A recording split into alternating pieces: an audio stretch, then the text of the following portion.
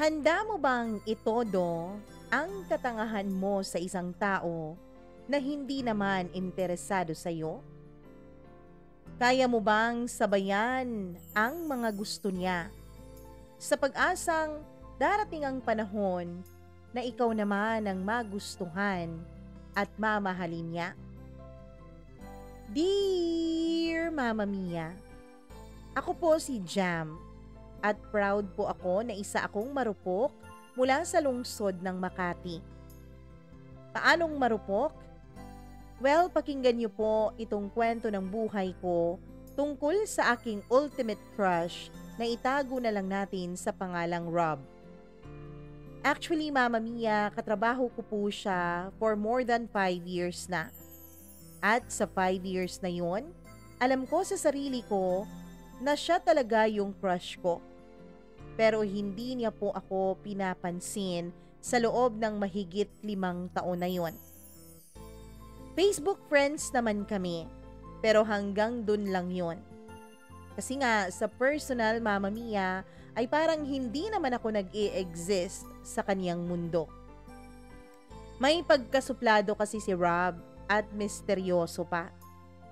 Lahat kami sa opisina ay yun ang tingin sa kanya, Mama Mia. Hindi lang naman kasi ako ang hindi niya pinapansin kapag wala siyang kailangan. Lahat naman kami sa office, ganon ang kanyang pakikitungo. Pero isang gabi, Mama Mia, o isang araw, kasi madaling araw na yon, habang matutulog na ako ay nakalimutan kong patayin ang wifi ko. Kaya naman, doon ko lang nalaman na hindi pa pala namatay ang wifi ko kasi nga nagri-ring ang cellphone ko. Naiirita pa ako dahil sino ba namang matinong tao ang tatawag ng ganoong oras. Pero nung tingnan ko, ang tumatawag, Mama Mia, ay biglang nawala ang lahat ng antok ko sa aking katawan. Biglang nabuhay ang katawang lupa ko at ang lahat ng mga ugat ko sa katawan. Si Rob po kasi ang tumatawag. Ilang beses ko pang sinampal-sampal ang sarili ko sa pag-aakalang baka panaginip lang naman yon. Pero nasaktan ako, Mama Mia, kaya alam ko na hindi yon panaginip. Kinumpose ko muna ang sarili ko bago ko sagutin ang tawag ni Rob. Hello, Rob? Napatawag ka? Pabebe kong sagot sa kanya. Hello? Hello, Jam? Sabi niya na halata sa boses niya na nakainom siya, Mama Mia. Medyo nagpabebe pa rin ako sa sagot ko. Tinanong ko siya kung may kailangan ba siya. Sabi niya, wala naman, Mama Mia. Gusto lang niya talaga akong makausap. Ako naman, hindi ko narinig ng buo ang kanyang sinabi. Ang akala ko ay sinabi na niya na gusto niya ako. Gusto mo? Maang-maangan kong tanong. Gusto kitang makausap.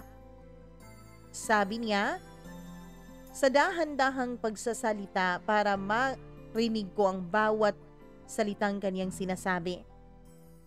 Kaya naman, nagpakipot ako, Mama Mia, at ang sabi ko ay medyo mahina ang wifi namin.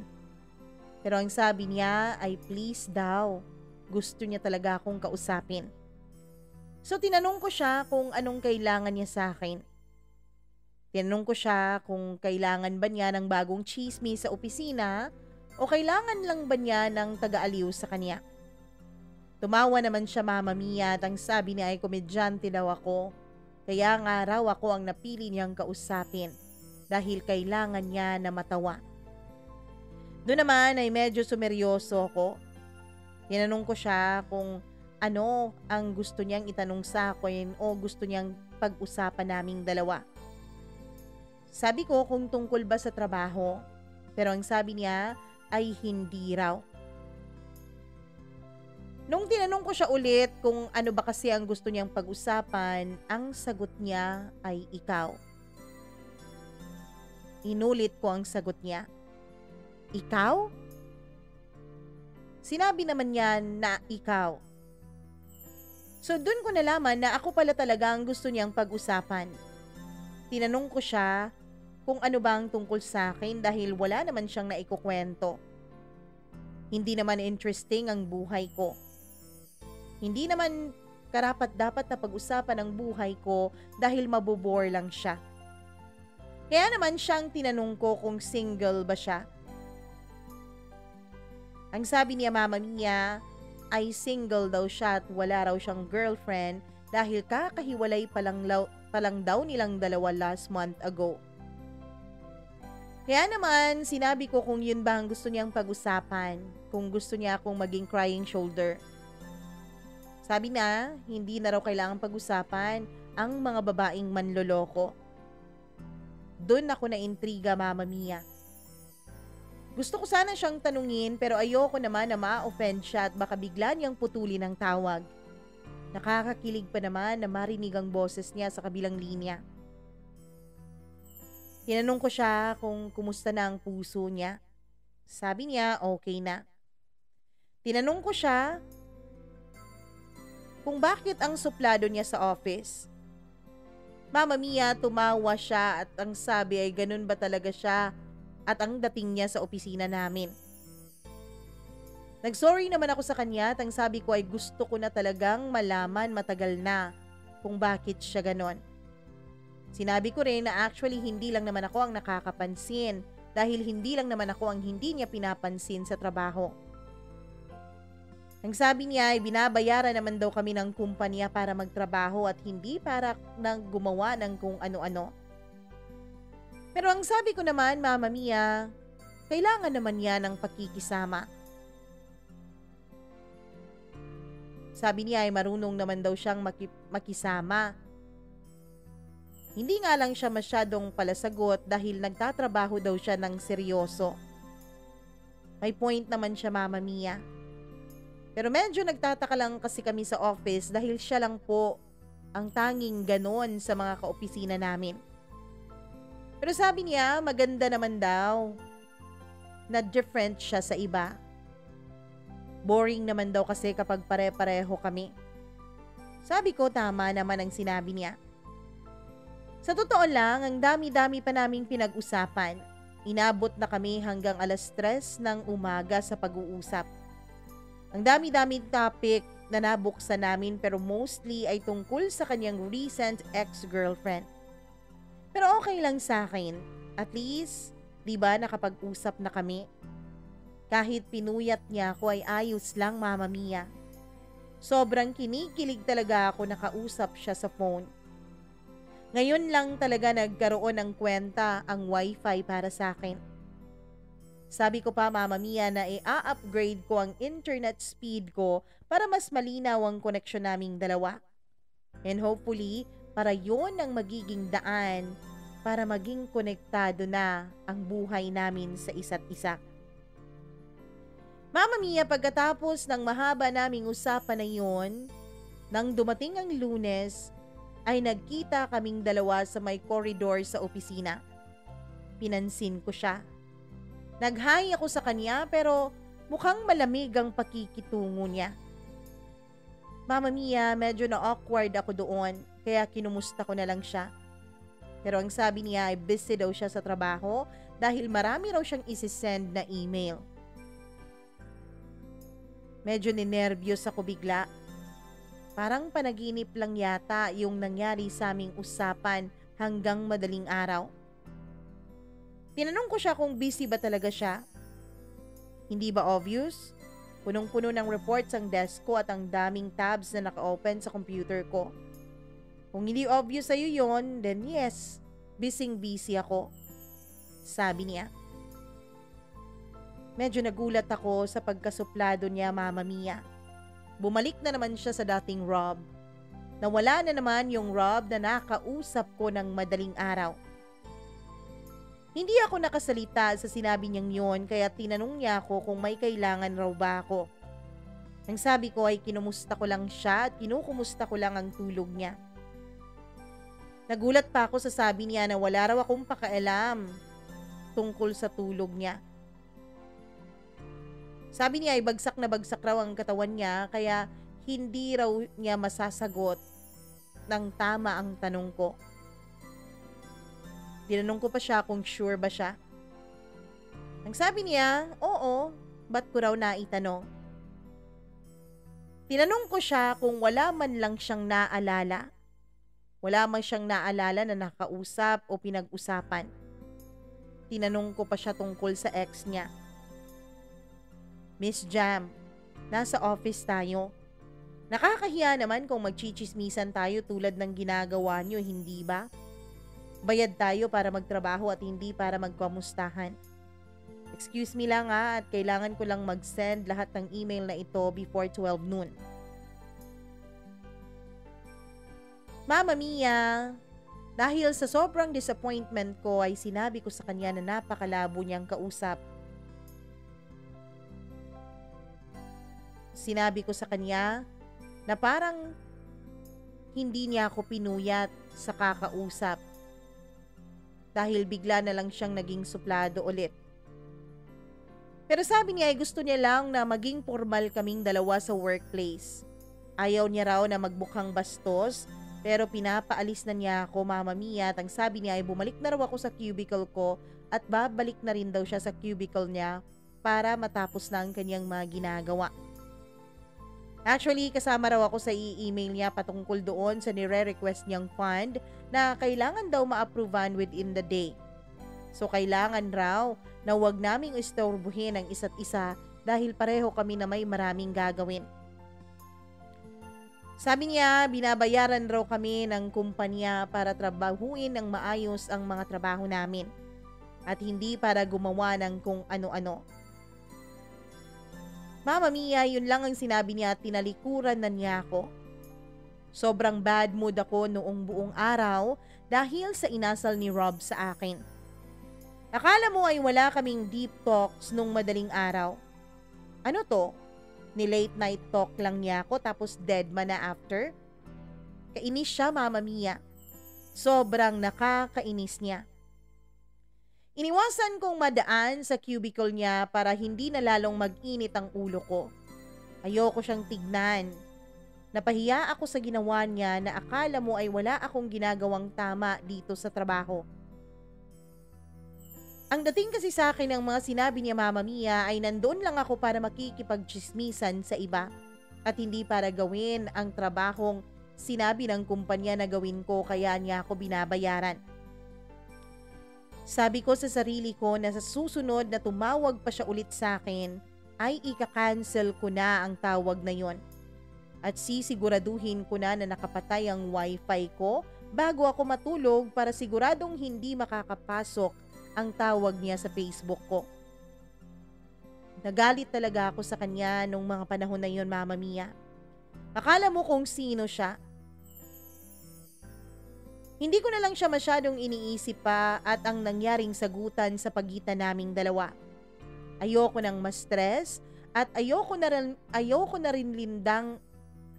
rin lang din isipin kung bakit hindi niya maalala na nagkausap kami. Kahit ilang oras lang naman ang pagitan noon, pero isang madaling araw ng linggo ay nakatanggap na naman ako ng tawag sa Facebook mula sa kanya. Oo na, Mama Mia. Aaminin ko na hindi ko inoff ng sadya ang wifi ko nung mga panahon na yon. Kahit kasi sinabi ko sa sarili ko na hindi ko na siya sasagutin o hindi na makakapasok ang tawag niya sa akin, ay may bahagi pa rin sa puso ko na umaasa, Mama Mia, na tatawag siya ulit. Kaya naman napabalikwas ako nung makita ko ang pangalan niya na tumatawag sa messenger ko. Napaisip pa ako noon kung aawayin ba niya ako ulit. Nagdadalawang isip din ako kung sasagutin ko ba ang tawag na yon. Pero para saan pa? Pero iniisip ko na baka mag-sorry siya sa inasal niya last Monday, kaya naman sinagot ko ang tawag na yon. Noong una ay ayoko sanang sagutin. Nung tumigil ng pagtawag ay bigla itong nag-ring ulit. Ibig sabihin, may kailangan talaga siya sa akin. Kaya naman, sinagot ko ang tawag niya dahil gusto ko ulit marinig ang hot niyang boses sa cellphone. Hindi ko napigilan ang sarili ko, Mama Mia. Naging marupok ako. Hello? Sagot ko sa kanya. Hey, ba't ang tagal mo namang sagutin? Sabi niya na halatang lasing na rin. Sorry, pinupunasan ko pa kasi yung Bible ko. Sabi ko nang wala na akong maisip na idahilan kung bakit hindi ko nasagot kaagad ang kanyang tawag. Tumawa pa siya, Mama Mia, at ang sabi niya ang good girl ko raw. Tinanong niya ako kung ano ba ang favorite na part ko sa Bible, pero hindi ko masyadong narinig yun, kaya naman ang nasagot ko ay siya ang paborito kong parte ng araw ko. Nagulat siya sa naging sagot ko, Mama Mia. Pero siguro, binaliwala na lang niya yon at tinanong niya ako kung anong ginagawa ko. Ang sabi ko ay nasa kama pa ako at nag-aantay pa ako na sumikat ang araw bago ako bumangon. Sabi niya baka nakaistorbo raw siya. Kahit na nagalit ako sa kanya nung Monday, Mama Mia, ay hindi ko na naisip yon nung marinig ko na ang boses niya sa cellphone. Sinabi ko na hindi naman siya nakakaistorbo at saka Sunday naman, kaya okay lang na magpuyat ako. Tinanong ko siya kung nasaan siya. Ang sabi niya ay nasa labas raw siya ng isang bar, nakakasara lang. Tinanong ko siya kung anong ginagawa niya doon at ang sabi niya ay nag-iinom. Umiinom daw siya tapos kapag lasing na siya, ay kailangan na niyang umuwi, pero ang sabi niya ay kailangan niya raw akong makausap. Tinanong ko siya kung ano naman ang pag-uusapan namin this time. Kung tungkol pa rin ba sa kanyang ex. Nakwento ko ba siya sa'yo? Kailan? Tanong niya sa akin. Siguro ay hindi niya maalala kaya pinaalala ko sa kanya, Mama Mia. Na last Monday ng madaling araw ay tinawagan niya ako. Ang sabi niya ay nakakahiya raw dahil wala siyang maalala sa mga naikwento niya sa akin. Pero ang sabi ko, hindi naman yun nakakahiya. Mas nakakahiya pa nga ang ginawa niya after noon sa office. Tinanong niya ako kung anong ginawa niya. Ang sabi ko ay pinahiya niya ako nung mag-hi ako sa kanya. Sinagot ko siya, Mama Mia, at pinaliwanag ko sa kanya ang pagiging suplado niya sa akin. Talaga, sinabi ko yun? Sure ka bang ako yun? Tanong niya. Sure ako no, ikaw lang naman yung gwapo sa office. Sabi ko nang hindi ko na napigilan ang sarili ko. Ako lang ba? Grabe siya. Kaya naman pinanindigan ko na lang ang sagot ko, Mama Mia. Sabi ko ay siya lang naman talaga ang gwapo doon para sa akin. Yung iba doon sa opisina namin ay pwedeng tumira sa ilalim ng tulay kasama ang mga engkanto at mga lumot. Tumawa siya at ang sinabi niya ay nakapagpatigil sa akin. Tinanong niya ako kung crush ko raw ba siya. Ilang saglit akong natigilan at nung tinanong niya ako kung crush ko ba siya ulit, ay sinabi ko ano ba ang gusto niyang marinig. Sabi niya yung totoo. Sabi ko, Mama Mia, ay nahihiya akong aminin sa kanyang totoo. Sabi niya sabihin ko na lang daw, bakit pa raw ako mahihiya sa kanya 5 years na kaming magkasama sa trabaho. Sinabi ko 5 years, 6 months, and 3 weeks. Wow ha, kalkulado mo talaga kung gaano tayo katagal na magka-work, no? Crush mo nga ako, sabi niya. Kaya naman umamin na ako sa kanya, Mama Mia, na crush ko siya. Pero sinabi ko na wag siyang maiilang sa akin sa work dahil sa nalaman niya. Sabi niya, Mama Mia, ay hindi naman raw siya maiilang. Nung tinanong ko siya kung okay lang ba sa kanya na magiging crush ko siya ay bigla na lang naputo lang tawag.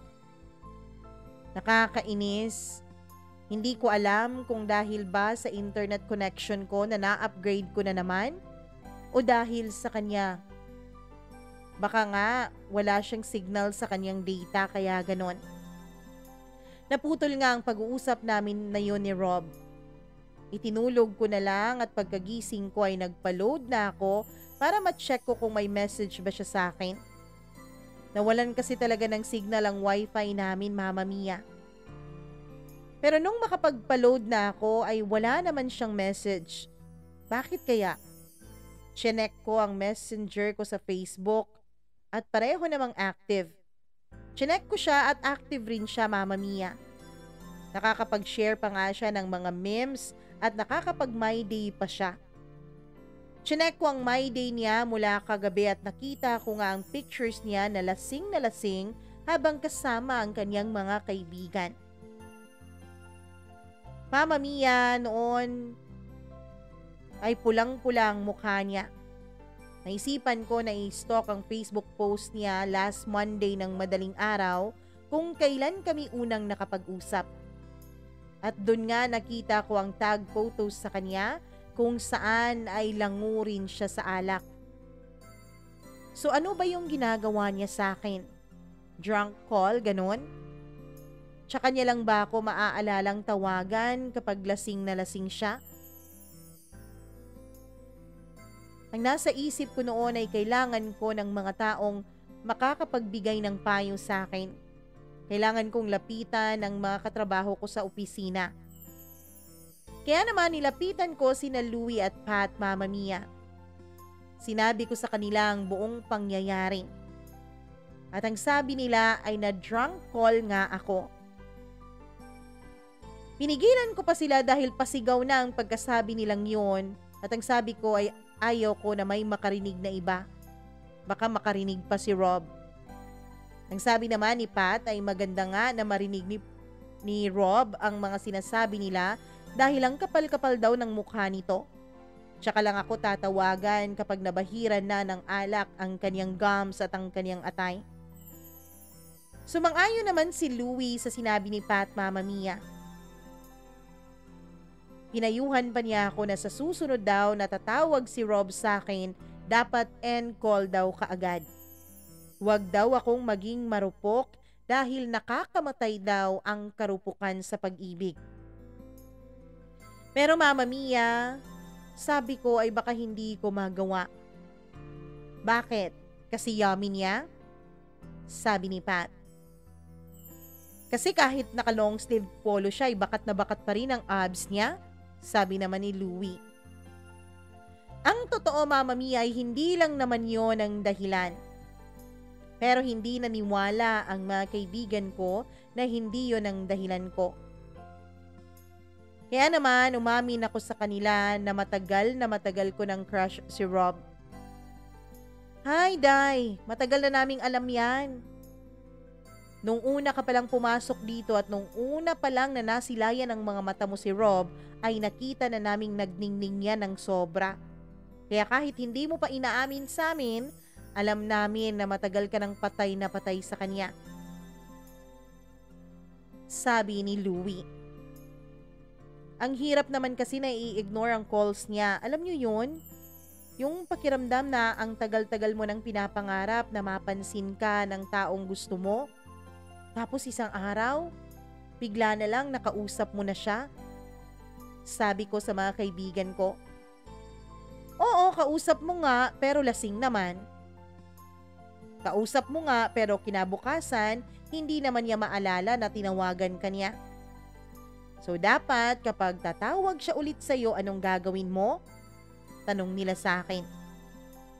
I-ignore? Sagot ko naman. Hinampas pa nila ako, Mama Mia, sa aking balikat na nakapagbigay ng konting sakit sa akin dahil parang hindi raw ako sure sa gagawin ko. Kaya naman sinabi ko sa kanila na i-ignore ko na ang mga tawag ni Rob mula sa araw na yon. Pero hindi pa rin daw sila convinced. Sabi ko, i-ignore ko na kahit na super yummy pa si Rob, kahit may pa-abs pa siya. Tinanong nila ako kung kaya ko raw ba panindigan ang mga sinasabi ko at ang sabi ko ay itatry ko lang. Hinampas na naman nila ulit ako dahil masyado raw akong marupok. Siguro Mama Mia, hindi lang nila na-gets kung gaano kalala ang nararamdaman ko para kay Rob. Gets mo ba Mama Mia? Nagkaroon ka na ba ng crush? Na ilang taon mo na ring pinagpapantasyahan at ilang taon mo na ring minamahal? At nang sa wakas ay pansinin ka niya, ay hindi mo malaman kung ano ang gagawin mo? Yung kahit hindi naman niya sinabi sa'yo na gusto ka niya, sapat na sa'yo na mapansin ka niya at matawagan dahil ikaw ang naiisip niyang makausap. Pero ang sabi nila ay dapat daw magpakatatag ako Mama Mia. Wala daw magandang nangyayari sa mga drunk calls. Dapat daw wag akong aasa dahil masasaktan lang din ako. Ako lang din daw ang luluha sa huli. Ako lang din ang hihiling na sana kainin na ako ng lupa dahil sa sobrang pait at sakit na aking mararamdaman. Alam ko na may point sila Mama Mia. Kaya naman sabi ko, susubukan kong i-ignore ang mga calls niya. Pero ang sabi nila Mama Mia, wag ko raw subukan. Gawin ko raw kung ayaw kong masaktan. Nagsuggest pa sila na wag na lang daw akong mag-load at magpaputol na lang daw ako ng internet. Nagsuggest pa sila Mama Mia na baka kung pwede, kamay ko na lang daw ang putulin ko. Tumatawa pa sila dahil nagbibiruan pa silang dalawa. Okay lang naman daw na sumagot ako sa mga tawag ni Rob basta kinabukasan ay maalala niya na tinawagan niya ako. Pero sa parte kasi ni Rob, Mama Mia, ay parang malabong mangyari yon. Para daw akong tubig na hindi pinapansin kapag hindi siya nauuhaw.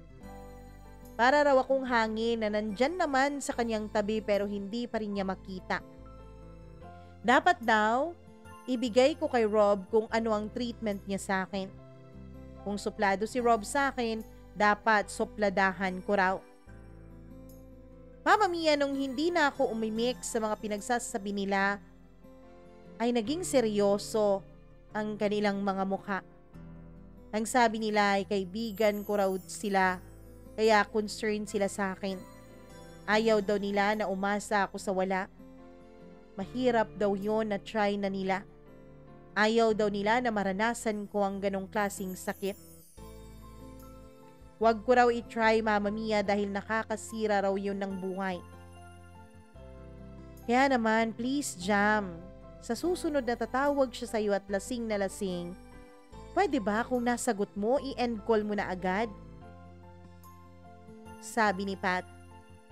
Pero paano kung hindi siya lasing tumawag? Pero late night, sagot naman ni Louie. Oo. Alam mo Jam, huwag mong sagutin dahil malungkot lang siya pag ganun. Wala lang siyang ibang maiisip na kausap. Kumbaga wala siyang choice kaya kanya tinatawagan. Tsaka mo lang sagutin ang tawag niya kapag hindi na siya lasing, kapag hindi madaling araw at kapag kinakausap at pinapansin ka niya talaga dito sa office. Ang sabi nila. Mama Mia, feeling ko naman ay darating din ang araw na papansinin din ako ni Rob sa office namin. Hanggang sa isang araw, Mama Mia, ay dinare ako ng mga kaibigan ko na lapitan ko raw si Rob habang nagpo-photocopy. Kaya naman, nilapitan ko siya Mama Mia. Pero totoo nga ang sabi nila. Hindi nga niya ako pinansin. Tiningnan lang niya ako at saka bumalik na siya sa kanyang cubicle. Nasaktan na ako. Napahiya pa ako sa mga kaibigan ko na tawang-tawa habang pabalik ako sa cubicle ko. Mukhang tama nga ang mga kaibigan ko. Na hindi nga ako papansinin ni Rob kapag nasa matino siyang pag-iisip. Hindi ko nasasagutin ang tawag niya kapag lasing siya o kapag madaling araw. Naging promise ko na yon sa sarili ko. Pero dahil sa karupukan ko, alam ko naman, Mama Mia, na hindi na naman ako sure kung yun ba ay magagawa ko. Dahil sa totoo lang, sa tuwing magwi-weekend na ay hindi ko mapigilang ma-excite. At baka tatawag na naman ulit sa akin si Rob. Kahit nalasing siya o madaling araw na. At tulad nga ng dati, Mama Mia, tuwing lasing lang si Rob, niya ako tinatawagan. At laging madaling araw na yon. Hanggang sa nakasanayan ko na nga, yung tipo bang naging abangers na ako sa mga tawag niya kapag madaling araw, lalo na kapag Saturday, Sunday at Monday.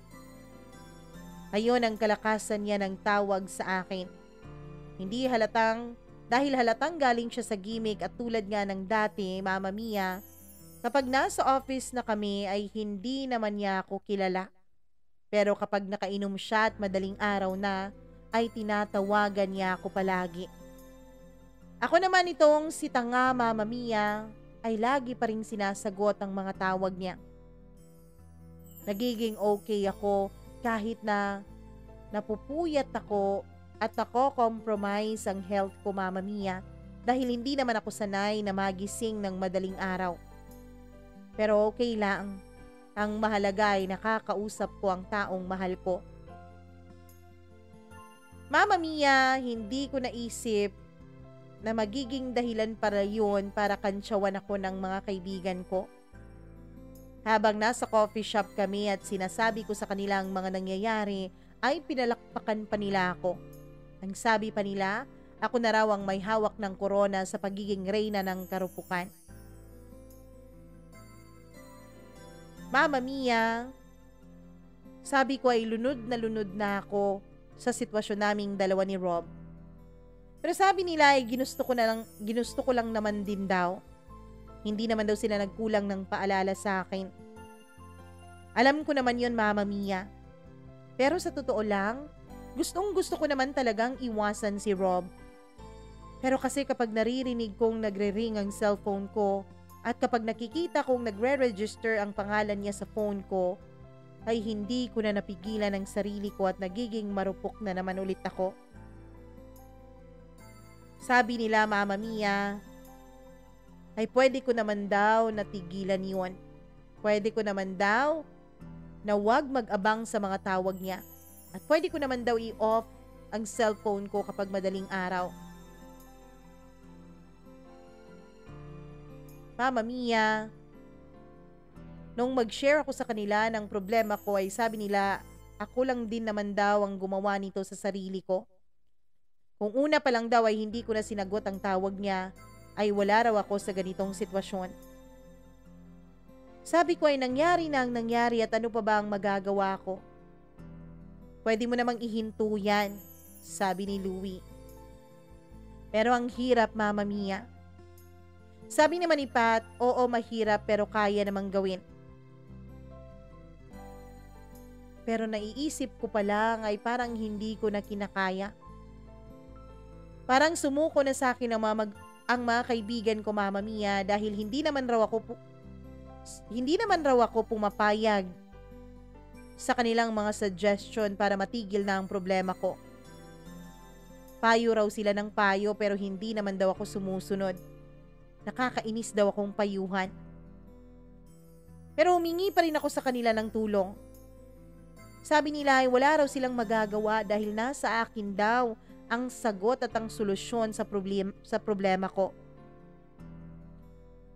Hindi ko raw kailangang magmakaawa sa kanila dahil ako lang naman daw ang makakatapos ng problema na ito. Nakakapagod daw akong payuhan kasi paulit-ulit na lang. Mama Mia, sabi ko sa kanila, i-try pa nila akong i-convince na kaya kong gawin ang mga payo nila. Sige, ganito na lang, Jam. Isipin mo na lang, kapag sinagot mo pa ang tawag niya sa'yo kapag lasing o madaling araw na, wala ka ng respeto noon sa sarili mo. Kasi pumapayag kang maging option niya lang. Pumapayag ka na tsaka ka lang niya papansinin at tatawagan sa tuwing wala na siyang ibang malalapitan. Hanapin mo naman yung respeto mo para sa sarili mo. Kapag nakita mo na yan, promise, hindi mo na hahayaan na tawagan ka lang niya kapag lasing siya. Kasi alam mo ba, nakakabastos yan ang pagkatao mo. Hindi mo ba nararamdaman na ikaw na mismo ang bumabastos sa sarili mo? Sabi ng mga kaibigan ko, Mama Mia. Alam ko naman na tama sila at may punto sila. Pero ang hindi ko alam ay kung bakit hindi ko makontrol ang sarili ko. Mama Mia, Saturday na naman noon at alam ko na tatawag na naman si Rob sa akin. Huwag ko na raw sagutin ang cellphone ko at matulog na raw ako ng maaga. Hindi raw ako papansinin ni Rob. Kinabukasan, kaya naman wag ko raw pag-aksayahan ng panahon ang mga tawag niya sa akin. Naisip ko, Mama Mia, na yun siguro talaga ang dapat kong gawin nang sa ganon ay matigil ng ganito naming sitwasyon ni Rob. Nang sa ganon ay matigil na rin ang pamomroblema ko sa kanya. Dapat daw ay patunayan muna ni Rob, Mama Mia, na magugustuhan niya ako at maaalala niya ako kahit hindi siya lasing at kahit hindi madaling araw. Dapat raw ay si Rob ang mag-reach out sa akin. Yun kasi daw ang ginagawa ng mga lalaking totoong may gusto sa isang babae. Kapag daw gusto ka ng isang lalaki, hindi mo raw kailangan na magpakamartir at magpakatanga para sa kanya. Siya raw mismo ang gagawa ng paraan para makausap ka ng matino. At hindi yung kinabukasan ay hindi ka na maalala at hindi ka napapansinin at sosopladuhan ka na naman. Mama Mia, paulit-ulit na naglalaro sa isip ko noon ang mga sinasabi sa akin ng mga kaibigan ko. Tama sila. Kailangan ko ring respetuhin ang sarili ko. At hindi ko yun magagawa sa tuwing sinasagot ko ang mga tawag ni Rob sa akin. Mama Mia, nung araw na yun, Sunday. Maaga akong humiga sa kama kahit ang totoo ay hindi pa naman ako inaantok. Nasanay na kasi ako na madaling araw na ay gising na gising pa rin ang diwa ko. Masanay kasi ako na sa mga oras na yun ay kausap ko pa rin si Rob at kinikilig pa rin ako. Pero kahit na paulit-ulit kong sinasabi sa sarili ko na gagawin ko ang mga payo sa akin ng aking mga kaibigan, ay hindi ko pa rin pinatay ang wifi, Mama Mia. Kahit kasi gustuhin ko man ay hindi ko pa rin magawa. Nagrason na lang ako sa sarili ko na baka may email sa akin ng boss ko. Pero kahit kailan, Mama Mia, ay hindi naman nag-i-email sa akin ang aking boss ng madaling araw, lalo pa at weekend. Sa totoo lang, hindi ko kayang i-deny sa sarili ko, Mama Mia, na nag-aabang pa rin ako kung tatawag sa akin si Rob. Umaasa kasi ako, Mama Mia, na baka kapag tumawag siya ay hindi na siya lasing. Baka kapag tumawag siya ay hindi na niya makakalimutan kinabukasan ng aming pag-uusapan. Gusto ko kasi na makakapag-usap kaming dalawa ng maayos at matino. Puso sa puso. Damdamin sa damdamin. Sana nga ay magawa niya yon. Mama Mia, habang nakahiga ako ay kung ano-ano ng senaryo ang pumasok sa isipan ko. Marami ng mga bagay ang prinaktis ko sa sarili ko para sabihin kay Rob kung sakaling tatawag siya. Pero naisip ko rin sa kabilang banda na dapat siguro ay wag ko nang sagutin ang kaniyang tawag. Lumipas ang ilang oras. Mag-aalas 3 na noon ng madaling araw pero hindi pa rin tumatawag si Rob. Kaya naman ibinaba ko na ang cellphone ko at pinatay ko na ang ilaw sa kwarto ko. Siguro nakaidlip ako ng sandali nung bigla akong naalimpungatan dahil sa biglang pag-ring ng cellphone ko. Noong tingnan ko ito ay tumatawag na naman sa messenger ko si Rob. Jam, huwag ka nang maging marupok. Pinagsabihan ka na. May mga payo nang tumatak sa isip at puso mo. Dapat respetuhin mo naman ang sarili mo. Yan ang paulit-ulit kong binabanggit sa sarili ko, Mama Mia. Pinanindigan ko na hindi ko sasagutin ang kanyang tawag. Pinanindigan kong magpaka-strong girl ako. Dapat ay matulog na ako at huwag ang maging marupok. Dapat unahin ko ang respeto ko para sa sarili ko. Hanggang sa tumigil na ang pagre-ring ng cellphone ko ng ilang segundo. Naisip ko noon na tumigil na siya. Mukhang hindi na siya tatawag ulit. Mas okay nga yun eh. Wala naman talaga akong balak na sagutin ang tawag niya. Mama Mia, ang akala ko ay hindi na magre-ring ang cellphone ko. Pero makalipas ang halos 2 minuto ay bigla na namang tumunog ito. Dali-dali kong sinagot ang tawag na yon. Natalo na naman ako ng aking karupukan. Hello, Rob? Sagot ko. Hi, baby girl Jam. Bakit hindi mo sinasagot ang tawag ko? Sabi niya sa kabilang linya. Ang sabi ko ay nagsi-CR kasi ako kaya hindi ko napansin ang kaniyang tawag. Sabi niya ay naistorbo raw ba niya ako. Sabi ko ay katatapos ko lang ng CR. Tinanong ko siya kung nasaan siya. Sabi niya ay nandun raw siya sa bar na malapit lang sa office namin.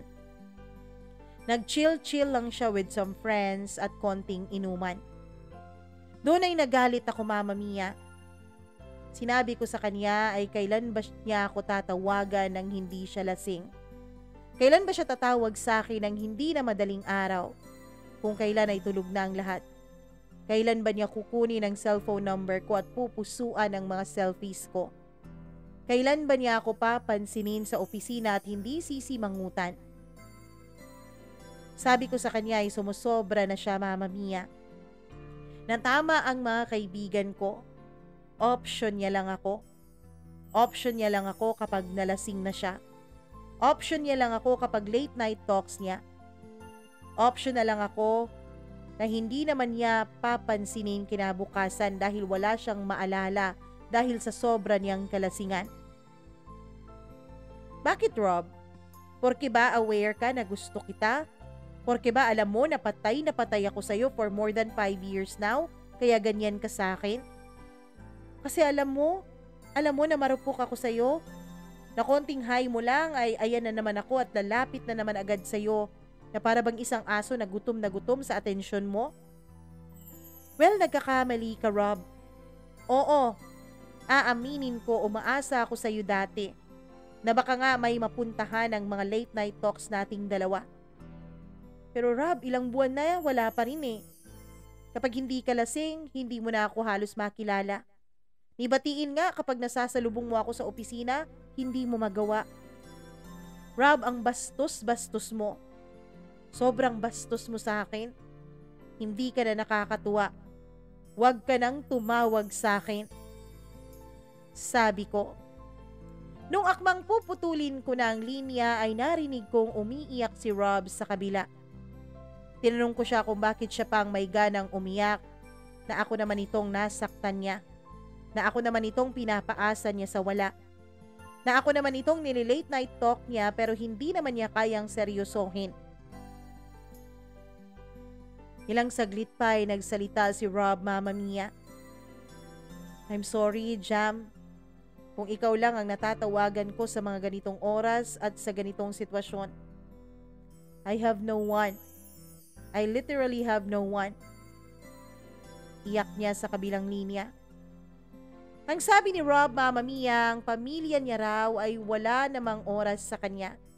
Ang parents niya ay pareho nang may kanya-kanyang pamilya dahil hiwalay ang mga ito sa isa't isa. At hindi niya alam kung nasaan na ang kanyang mga magulang. Ang mga kapatid naman daw niya ay busy sa mga buhay-buhay nila. Ang mga kaibigan niya na kasama niya sa inuman, alam niya na hindi na niya kaibigan ng mga yon after ng lasingan. At yung ex-girlfriend niya na hanggang ngayon ay mahal na mahal pa rin niya, na siya lang yung nakakausap niya dati pero ngayon ay wala na. Iniwanan na siya at niloko pa. Ano raw ang gagawin niya? Na wala na siyang ibang malapitan. Ako lang daw ang naaalala niyang tawagan sa mga ganitong oras at sitwasyon dahil alam niya na ako lang daw ang makikinig. Alam niya raw na ako lang ang makakatiis sa ganoong kagaspang niyang ugali sa lahat. Lahat daw ay nawawala. Lahat daw ay hindi na siya pinapahalagahan maliban sa akin. Alam niya raw na mali naman talaga niya dahil wala naman siyang maaalala sa mga pinagsasasabi niya kinabukasan. Nagsorry pa siya sa akin dahil naistorbo niya ako ng many times. At ni isa daw doon ay wala siyang maalala sa mga pinag-usapan namin. Sabi niya tama raw ako. Tama raw ang mga kaibigan ko na mukhang binabastos nga niya ako sa ganoong sitwasyon. Nagsorry pa siya sa akin, Mama Mia, at ang sabi niya ay hindi na raw mauulit yun. Puputulin na naman niya ang kabilang linya nung ako naman ang pumigil sa kanya. Sabi ko ay ayos na. Bumalik na kami sa simula. Kunwari ay wala kaming naging sumbatan. Sabi niya hindi raw niya ako maintindihan. Sabi ko, Mama Mia, ay okay lang ako. Kahit paulit-ulit pa niya akong tawagan sa tuwing lasing siya at sa tuwing madaling araw na. Palagi lang akong nandyan sa tabi niya sa tuwing kailangan niya. Marupok na akong marupok pero andito na ako, Mama Mia. Nung time na narinig ko kung gaano siya ka-vulnerable nung gabing yun, naisip ko ay parehas lang naman kaming dalawa. Naawa nga ako sa kanya eh. At least ako may pamilya at mga totoong kaibigan na malalapitan ko kapag feeling ko ay end of the world na para sa akin. Pero si Rob, wala. Walang-wala. Wala siyang kaibigan, wala siyang malapitan. Kaya sabi ko sa kanya kung sakaling itutuloy niya ang mga drunk calls niya sa akin sa just oras ng gabi ay ayos lang. Sasagutin ko yon. Karupukan bang matatawag yon, Mama Mia? Siguro nga para sa iba, oo. Pero mas malaking parte doon yung makatulong ako sa kanya sa mga oras na pakiramdam niya ay mag-isa lang siya. Kahit yun lang ang maitulong ko sa kanya ay ayos na ako. Tsaka ko na iisipin ang magiging consequence nito. At least naaalala niya ako, hindi ba? Minsan nga, Mama Mia, maliman pero parang kinikilig pa ako sa idea na naaalala niya ako sa mga panahon na lasing siya at limot na niya ang lahat. Nakalimutan na niya ang lahat pero hindi ako. Naalala niya ako sa mga oras kung saan marurupok at malalalim ang mga tao. Okay na rin ako doon. Ang importante naman talaga ay maalala niya ako kahit panandalian lang. Kahit tuwing lasing lang siya at kahit tuwing madaling araw lang. Lubos na gumagalang, Jam.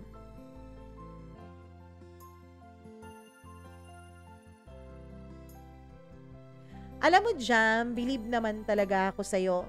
Hindi lahat ng tao ay kayang gawin ang mga ginagawa mo. Pero isa lang ang maipapayo ko sa'yo, Jam. Sana, huwag mong kalimutan ang sarili mo. Sana, kahit tumutulong ka kay Rob, kahit pinapakita mo na hindi siya mag-isa sa mundo, sana i-open mo rin ang sarili mo para sa ibang tao. Sana i-open mo ang puso mo na magmahal ng iba. Dahil sa totoo lang ay wala naman akong nakikitang pag-asa sa inyong dalawa ni Rob. Kung hanggang ngayon ay hindi ka pa rin niya pinapansin sa tuwing nasa opisina kayo. Kung hanggang ngayon ay wala pa rin siyang maaalala o naaalala sa mga pinag-uusapan ninyong dalawa sa tuwing lasing siya at madaling araw na. Sana isipin mo rin ang sarili mo. Bilib ako sa'yo dahil tumutulong ka. Dahil tama ka naman. Paano kapag maramdaman talaga ni Rob na wala nang ni isa na nandyan para sa kanya? At paano kapag naisip niyang tapusin na ang lahat at sukuan na lang ang buhay? Magiging konsensya mo yon, alam ko. Pero sana wag darating ang araw na kapag okay na si Rob at nakapag-move on na at hindi ka na niya maalalang tawagan sa madaling araw at hindi na niya maalalang maglasing. Sana sa panahon na yon ay okay ka pa rin. Sana sa panahon na yon ay buo ka pa rin. At hindi naman ikaw ang nangangailangan ng makakausap sa madaling araw. At hindi ikaw ang mangangailangan na maglasing sa isang bar at mag-drunk call ng iba. Isipin mo rin ang sarili mo. Walang masamang tumulong.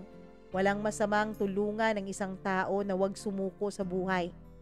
Pero ang masama doon ay kapag sa pagtulong mo na yon ay nakakalimutan mo na ang iyong sarili. Maraming salamat sa pakikinig nyo sa kwento ni Jam. Pasensya na po kung medyo late tayong nakapag-upload ngayong araw na ito. Kung nagustuhan nyo ang kwento ni Jam, i-like nyo at i-share ang kanyang video. At huwag nyo rin kalimutan na mag-subscribe dito sa ating YouTube channel. Huwag nyo rin kalimutan na pwede po kayong magpadala ng sarili nyong kwento ng buhay, sarili ng kwento ng buhay nyo na pwedeng makapagbigay ng pag-asa at leksyon para sa iba. Mag-email lamang po kayo sa mamamiacdo0317@gmail.com. Huwag niyo pong kalimutan na i-click ang notification bell kapag hindi niyo pa nagagawa para lagi kayong updated sa bawat video na ating i-upload. Maraming salamat at magandang araw. Ako po ang nag-iisa ninyong Mama Mia.